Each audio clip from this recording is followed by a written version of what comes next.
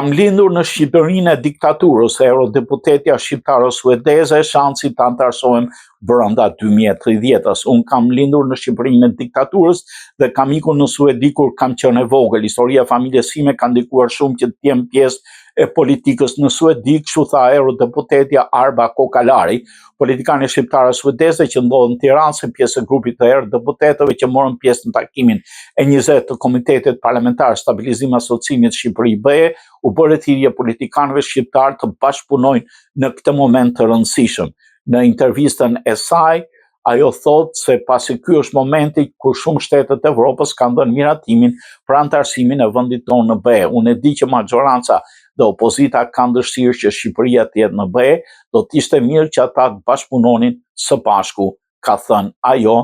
e cila shtoi se Shqipëria tani ka një moment historik sepse të gjithë shtetet e Bashkimit Evropian duan që Shqipëria të hyjë në BE.